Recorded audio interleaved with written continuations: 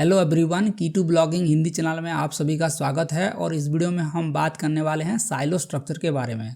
तो silo structure क्या होता है और इसका बेनिफिट क्या है एसईओ में, एंड ये आपको अपने वेबसाइट पे इस्तेमाल करना चाहिए या नहीं, इस वीडियो में हम जानेंगे। तो अगर आपको ये वीडियो अच्छा लगता है तो वीडियो को लाइक कीजिएगा एंड चैनल को सब्सक्राइब करके बेल नोटिफिकेशन दबाइएगा, जिससे कि कोई भी फ्यूचर वीडियो मिस ना हो। तो चलिए वीडियो को स्टार्ट करते हैं। तो सबसे पहले जानते हैं कि साइलो स्ट्रक्चर क्या होता है। उससे पहले जानते हैं कि साइलो का मीनिंग क्या होता है। तो अगर आप गूगल करेंगे साइलो का मीनिंग, यहाँ पे देख सकते हैं। साइलो वर्ड जो है ओरिजिनेटेड हुआ था स्टोरेज कंटेनर के लिए, जहाँ पे ग्रेन्स मिजिल्स को स्टोर किया जाता था और उनको सेपरेटली स्टोर किया जाता था, जिससे कि वो इंटरमिक्स ना हो, और उनको सेपरेटली स्टॉकपाइल किया जाता है और प्रॉपरली सील किया जाता है। अगर आप साइलोज का इमेज सर्च करेंगे गूगल में तो आपको इस तरह का कंटेनर दिखाई देगा। तो यहाँ पे देख सकते हैं, यहाँ पे एक वर्टिकल कंटेनर है और 3-4 सेपरेट कंटेनर है, बट एक ही कंटेनर में वो सब इंटरनल लिंक हो सकते हैं, बट दूसरे के साथ कोई भी रिलेशन नहीं होता है साइलो स्ट्रक्चर में। सिमिलरली एसईओ में भी सेम होता है। अगर आप स्क्रॉल डाउन करेंगे और यहाँ पे देखेंगे ये इमेज को, यहाँ पे देख सकते हैं, यहाँ पे साइलो पेज 1, साइलो पेज 2 और साइलो पेज 3 है। और यहाँ पे सेम साइलो पेजेस में मल्टीपल पोस्ट हो सकते हैं, जैसे पोस्ट 1 पोस्ट 2 हो गया, और साइलो 2 में सिमिलरली पोस्ट 3 और पोस्ट 4 हो सकता है। बट यहाँ पे पोस्ट 1 पोस्ट 2 इंटरनल लिंक हो सकते हैं और मेन साइलो पेजेस से इन दो पोस्ट कनेक्ट होता है। एंड सिमिलरली साइलो 2 और साइलो 3 पेजेस में भी सेम होता है। यहाँ पे बेसिकली साइलो पेजेस एक टॉपिक पे डिफाइंड होता है और यहाँ पे आपको सब टॉपिक डालना होता है। और साइलो 2 में भी सेम है, एक मेन टॉपिक होता है, उसके नीचे सब टॉपिक और पोस्ट रहता है। तो यहाँ का एक ही डिमेरिट है कि आप पोस्ट 1 से पोस्ट 2 को इंटरनल लिंक नहीं कर सकते, पोस्ट 1 से पोस्ट 3 को इंटरनल लिंक नहीं कर सकते। आप आपस में इंटरनल लिंक तो कर सकते हैं, बट इस साइलो पेजेस का पोस्ट 1 से इस साइलो पेजेस का पोस्ट 3 को आप इंटरनल लिंक नहीं कर सकते।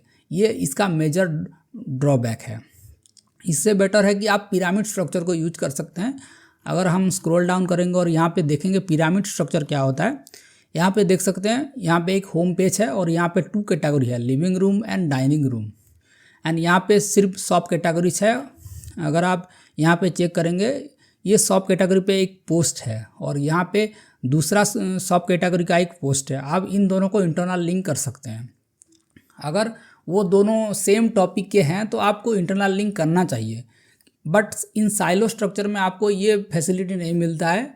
साइलो स्ट्रक्चर ये बोलता है कि कोई भी चाइल्ड एलिमेंट दूसरे साइलो स्ट्रक्चर का चाइल्ड एलिमेंट्स के साथ इंटरनल लिंक नहीं हो सकता। तो इसलिए मॉडर्न एसईओज क्या रेकमेंड करते हैं कि आपको साइलो स्ट्रक्चर के बजाय आपको पिरामिड स्ट्रक्चर फॉलो करना चाहिए। तो मैं आपको दिखाता हूँ पहले साइलो स्ट्रक्चर कैसे होता है वेबसाइट में इम्प्लीमेंट करने के लिए। तो हम टाइम्स ऑफ इंडिया एक न्यूज़ वेबसाइट है और यहाँ पे देखेंगे साइलो स्ट्रक्चर कैसे इम्प्लीमेंट हुआ है। तो यहाँ पे देख सकते हैं डिफरेंट कैटेगरी आपको मिलेगा, जैसे वीडियो, सिटी हो गया, इंडिया, वर्ल्ड, बिजनेस। सो यहाँ पे बिजनेस न्यूज़ कवर हुआ है, यहाँ पे टेक न्यूज़ कवर हुआ है, यहाँ पे cricket, entertainment, auto, web series. And अगर आप क्रिकेट का कोई भी कैटेगरी को ओपन करोगे तो वहाँ पे सारे के सारे क्रिकेट रिलेटेड के ही आर्टिकल्स मिलेगा, और आप क्रिकेट रिलेटेड आर्टिकल को एक टैग रिलेटेड आर्टिकल से साथ इंटरनल लिंक नहीं कर सकते। इस तरह से साइलोस जो स्ट्रक्चर है वो ब्रेक हो जाता है। बट अगर आप मेरे वेबसाइट चेक करेंगे, यहाँ पे एक मैं कैटेगरी ओपन करता हूँ ब्लॉगिंग करके, और यहाँ पे आप देख सकते हैं पहला तो ये जो है सेक्शन 1 हो गया ब्लॉगिंग, एक मेन कैटेगरी है। और यहाँ पे देख सकते हैं आपका डिफरेंट सब कैटेगरी है, जैसे यहाँ पे एक ब्लॉगर कैटेगरी है, यहाँ पे एक होस्टिंग कैटेगरी है, एंड यहाँ पे देख सकते हैं वर्डप्रेस कैटेगरी है। तो यहाँ पे अगर मैं ओपन करूँगा तो यहाँ पे ब्लॉगिंग मेन कैटेगरी हो गया और वर्डप्रेस क्या हुआ, सब कैटेगरी हुआ। एंड यहाँ पे मैं स्क्रॉल डाउन करता हूँ, यहाँ पे डिफरेंट इंटरनल लिंकिंग भी किया गया है, जैसे यहाँ पे कोर वेब वाइटल्स। तो इसको मैं क्लिक करूँगा तो एक डिफरेंट कैटेगरी के साथ लिंक हो गया है। मैं ओपन किया था ब्लॉगिंग में, बट मैं अभी ओपन किया हूँ एसईओ में। तो इस तरह से मेरा जो ब्लॉगिंग कैटेगरी है ना, वो एसईओ कैटेगरी के साथ इंटरनल लिंक है, और जो पोस्ट है वो आपस में भी इंटरनल लिंक हुआ है। इस तरह से आप पिरामिड स्ट्रक्चर को फॉलो करना चाहिए, बल्कि साइलो स्ट्रक्चर को फॉलो करना चाहिए। साइलो स्ट्रक्चर थोड़ा बहुत ओल्ड हो गया है, इसलिए आपको पिरामिड स्ट्रक्चर पे ज़्यादा फोकस करना चाहिए। तो सबसे पहले चेक कर लेते हैं कि आप मेन कैटेगरी और सब कैटेगरी कैसे अपने वर्डप्रेस वेबसाइट में क्रिएट कर सकते हैं। तो मैं सबसे पहले फटाफट उसका जो मेन लॉगिन पेज उसको ओपन कर लेता हूँ। तो यहाँ पे मैं डैशबोर्ड पे जाता हूँ एंड यहाँ पे अगर आप पोस्ट पे होवर करेंगे तो यहाँ पे कैटेगरीज का सेक्शन आ जाएगा। एंड अगर आपको एक नया कैटेगरी क्रिएट करना है, जैसे मैं यहाँ पे कैटेगरी क्रिएट कर देता हूँ ब्लॉगिंग, एंड यहाँ पे मैं स्लॉग देता हूँ ब्लॉगिंग, एंड यहाँ पे इसको मैं पेरेंट कैटेगरी को सिलेक्ट नहीं करूँगा क्योंकि इसको ही मेरे को पेरेंट कैटेगरी बनाना है। तो मैं यहाँ पे कैटेगरी को क्रिएट कर दिया। उसके बाद एक मैं नया कैटेगरी बनाना चाहता हूँ, जैसे ब्लॉगर हो गया। ब्लॉगिंग के अंडर मेरे को ब्लॉगर का सब कैटेगरी क्रिएट करना है।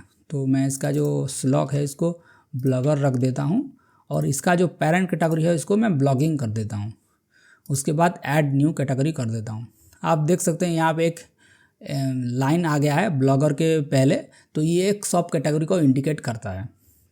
उसके बाद मैं और एक कैटेगरी बना देता हूँ, जैसे वर्डप्रेस हो गया, एंड इसका मैं स्लॉग रख देता हूँ वर्डप्रेस, एंड पेरेंट कैटेगरी का नॉन रखते हैं, उसको ऐड कैटेगरी कर देते हैं। बट यहाँ पे जो वर्डप्रेस हो गया वो एक मेन कैटेगरी हो गया। तो अगर मैं इसको सब कैटेगरी बनाना चाहता हूँ तो मैं क्या करूँगा, क्विक एडिट पे, यहाँ पे एडिट पे क्लिक करूँगा इसको, एंड यहाँ पे मैं इसका पेरेंट कैटेगरी सिलेक्ट कर दूँगा ब्लॉगिंग, एंड इसको अपडेट कर देते हैं। एंड यहाँ पे कैटेगरीज को वापस चलते हैं और यहाँ पे देख सकते हैं ब्लॉगर और वर्डप्रेस जो है वो मेन कैटेगरी ब्लॉगिंग पे आ गया है। तो अगर मैं ब्लॉगिंग को ओपन करूँगा और ब्लॉगिंग का कोई पोस्ट में मेरे को ब्लॉगर का भी कैटेगरी का पोस्ट दिखेगा और वर्डप्रेस का भी कैटेगरी का पोस्ट दिखेगा, जैसे कि सेम हुआ है यहाँ पे। मैं अगर ब्लॉगिंग पे जाऊँगा तो यहाँ पे ब्लॉगर का भी दिखा रहा है, यहाँ पे होस्टिंग का भी कैटेगरी दिखा रहा है और यहाँ पे वर्डप्रेस का भी कैटेगरी दिखा रहा है। मतलब मेरा जो पेरेंट कैटेगरी है वो ब्लॉगिंग है और उसके जो सब कैटेगरी है ब्लॉगर है, वर्डप्रेस है, होस्टिंग है, ये सब कैटेगरी हो गया। तो ये क्या है, एक पिरामिड स्ट्रक्चर हो गया। तो मैं ब्लॉगिंग को भी ओपन करके मैं एसईओ कैटेगरी का एक पोस्ट को इंटरनल लिंक कर सकता हूँ, बट साइलो स्ट्रक्चर में ऐसा नहीं होता है।